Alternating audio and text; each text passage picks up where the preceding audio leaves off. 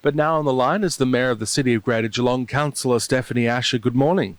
Good morning, Mitchell. How are you? Good, thanks for being on the program. And as you've pointed out, beautiful day outside today. We have to be thankful for that. It's glorious, isn't it? Rather a nice winter. We've had some rain, now we get some sunshine. That's perfect. Absolutely. So COVID-19, the Premier over the weekend, I think particularly talked about regional areas and said that the case numbers have dramatically improved. Yes, that's right. I think it's certainly starting to head in the right direction. I think everybody's been doing an amazing job from what I've seen. Haven't really been out much myself, but I've seen a lot of masks and people are keeping up with social distancing, which is fabulous, and I think it's certainly having the right effect. So we were maybe going to go into stage 4 if the numbers kept rising, but it looks like we might have dodged that. Hopefully. Every day it's a fingers crossed moment, isn't it? Sure is. And in terms of the council services, everything's still closed as you would expect? Yes, according to the stage 3, that's right. But we are starting to think about, we're all looking towards mid-September, I think, and really how to manage that effectively so that we don't, if we do hit that landmark moment and everything has improved, we don't have everybody flooding everything and, then creating a problem. So it will be a gradual reopening of things, I would imagine. And the Premier was asked in the media conference about regional Victoria and whether regional Victoria may look at coming out of lockdowns earlier if the case numbers continue to improve. Do you think we should look at that being on a separate timetable to Melbourne? I think we'll follow whatever the state says there. I think one message from one place is really important, otherwise it starts to get really confusing. I think people want certainty as much as anything, and if we're aiming for the 13th of September, then, let's leave it at that. That would be my view. Now, council elections are well and truly on. Some people were suggesting that they may be postponed due to COVID-19, but it's been ruled by the local government minister that they will be going ahead. Some councillors across all of the areas that we cover have suggested to me privately that they'd prefer if they'll postpone because they feel like the new candidates don't really get a chance to get out there and campaign. Do you support them going ahead, or would you have preferred them to also be postponed? Look, I think it would have been logical to postpone them, but of course we support whatever decision's made and run with it. And as you say, some people are happy about that, some aren't. I really feel for new candidates. It's really tricky to campaign in these conditions. But I would encourage people, don't let that deter you. As many as possible would be fantastic. We need diversity and new faces and ideas in local government. So I think, use social media, use signage, use what you can would be my suggestion. And, get amongst it. I see it hasn't really deterred people from running. Like, for example, Bellarine ward, according to my website, already 7 candidates have put their hand up. Pretty impressive. Yeah, that's good. Yeah, that's really good. I think, how many did we have? 15 or 16 last time, didn't we? I think 12 in Bellarine. It's getting up there.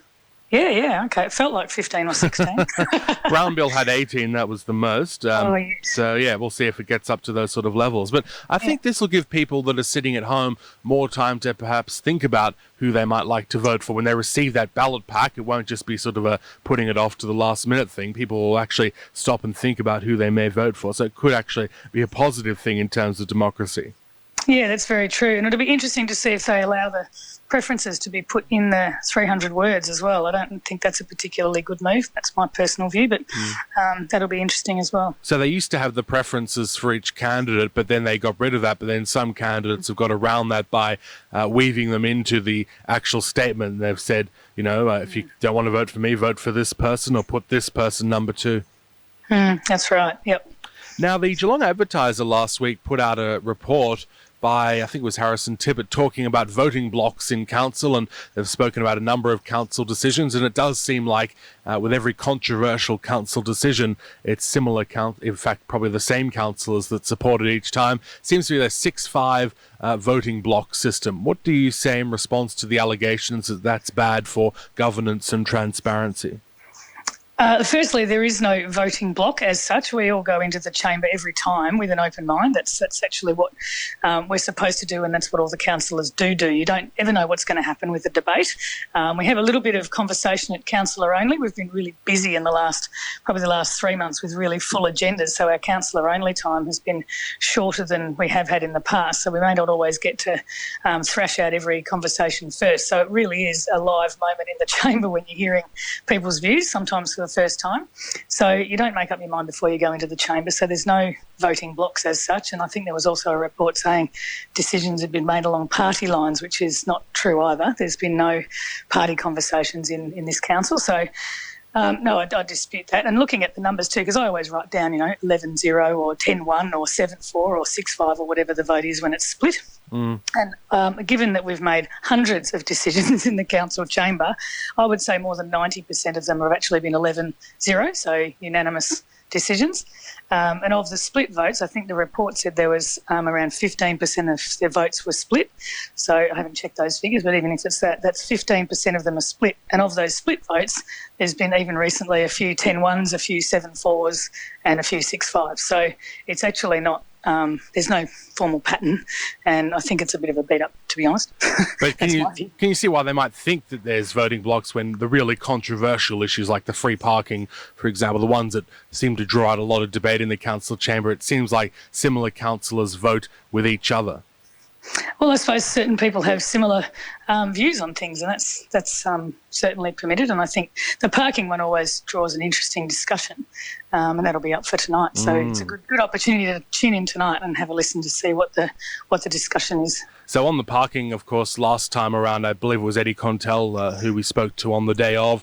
He was bringing about that emergency motion, and according to council procedure, you need a 3/4 majority to proceed, which that motion didn't have those sort of numbers. But I'm guessing tonight, when it's just the normal 50-50 vote, that it may have more of a chance of getting up. But of course, you can't preempt that. We'll see what happens in the chamber. Yeah, that's right. And this is really seeking to just reinstate the free parking in all the on and off street spaces until the 31st of December. Essentially, Melbourne has done similar things with parking during COVID. So it was, I think, Councillor Contell brought it up as an urgent business because it was actually timely for the COVID package. It's part of the COVID solution in his mind. So that was that discussion. So if it does get up tonight, that could mean free parking back across all of, not just the 2-hour zones, across all of the 3 hours, all day, etc. That's correct, yep. Talking about driving, the mayoral car is, you've said now, hybrid for the first time ever. Is that right? Yes, absolutely. I did ask for that as soon as I was elected to the position because it was a Holden Calais, I think, it was a lovely car. And we do a lot of driving, particularly from the Bellarine into City Hall, sometimes 2 or 3 times a day. You do a lot of driving for those people who say that it shouldn't have a car. The fact is the role does come with a car. And the Holden Calais, nice car to drive, but a bit of a petrol guzzler. And I'm, quite keen that we move towards electric vehicles.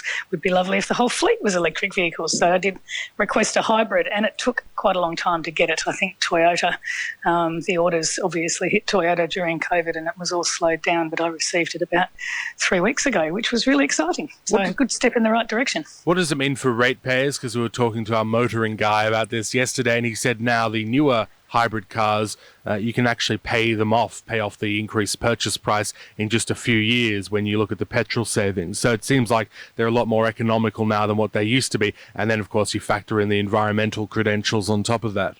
That's right. Well, it's actually a cheaper lease as well than the other one. The other one was the top of the line that you could get from Fleet, whereas this isn't top of the line. It's a cheaper lease and it's also way more economical. I think I've had it for a few weeks and I think I'm not even halfway down the tank yet, and I've done a bit of a tour of Sparrow Vale and drove around on the weekend just to have a look at a few things at Port Arlington and around the Armstrong Creek area to see where the water was going actually as it was raining. It's certainly very economical on fuel and cheaper lease. So actually, just on the water, it seems like we've had a little bit of flooding. I saw a tweet from council last night saying that the walking trail around the Barwon River, they suggested that people avoid that because some areas have actually become flooded. It seems like upstream there was quite a fair bit of rain on the weekend. That's right. And what's interesting is that the floodwaters take a couple of days to rise. They keep rising. So I think it was 2:30 p.m.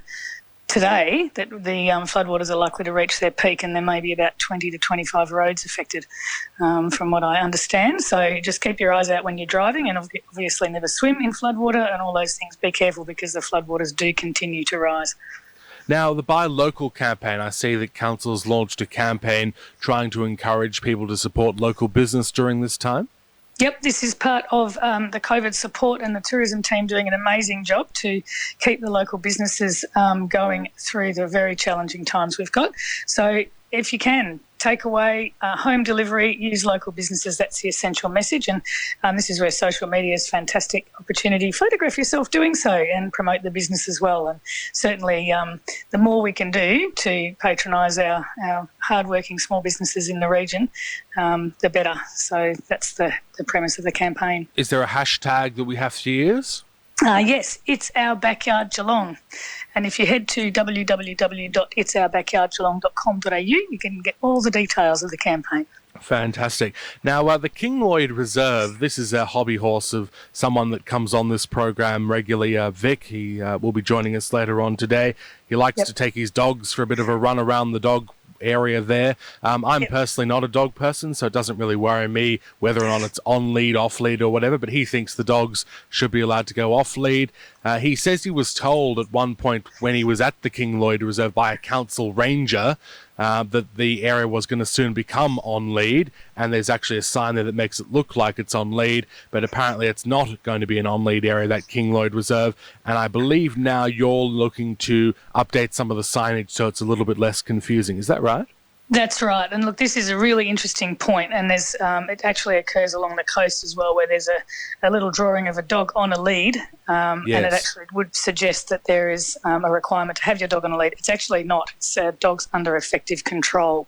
So I've made exactly the same request, and I suggested rather than it looking so punitive and like a police dog on a lead, perhaps it could be a little cartoon dog looking very happy and sitting for its owner without a lead on, so that you know that your dog has to be friendly under effective control, but it is allowed to be off the lead. That would be a better signage message. So I think they are working on that.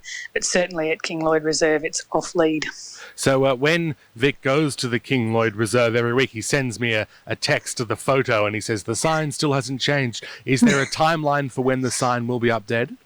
I don't know of the timeline. It does say soon, but we never know in the world of local government what that really means. But I will try and find out, actually, because Thank you. It would be good to know, because I think the same issue is certainly causes issues down on the coast, and we're coming into warmer weather, so it would be good. The other aspect is he says he was told at one point by what he says was a council ranger that it was going to be on lead. Was at any point that reserve considered to be on lead, or was it on the table that it might become on lead, and has that changed? Not to my knowledge, but it would only be come to my knowledge if it was going to be something that comes through the chamber. But there's certainly some planned new fenced dog parks for Belmont, Lara and the Bellarine underway, so we do hear about those. But yeah, there's certainly allowed off-leash. Well, it's one of the most passionate areas, I think, perhaps, that council gets involved with people's pets. As I said, I don't have a dog, but we've spoken about the dogs issue before and dogs on the beach, etc. So it does seem to inspire a lot of a passion from Discussion. The people who have the dog. Yes, correct. It does. Yes, and look, there is one sort of distinguishing factor there. If organised sport is being played on the reserve, the dogs need to be on a lead. But if there's no organised sport underway, then the dogs can be off lead. Well, that seems reasonable. Logical. All right. Look, thanks for being on the program. Always good to catch up. We'll be watching the council meeting tonight, particularly around the free parking, with interest, and talk to you again in a fortnight's time. Great. Thanks for the opportunity, Mitch. Have a good couple of weeks. All right, excellent. Good on you. Thank you very much. The Mayor of the City of Greater Geelong, Councillor Stephanie Asher, joining us there.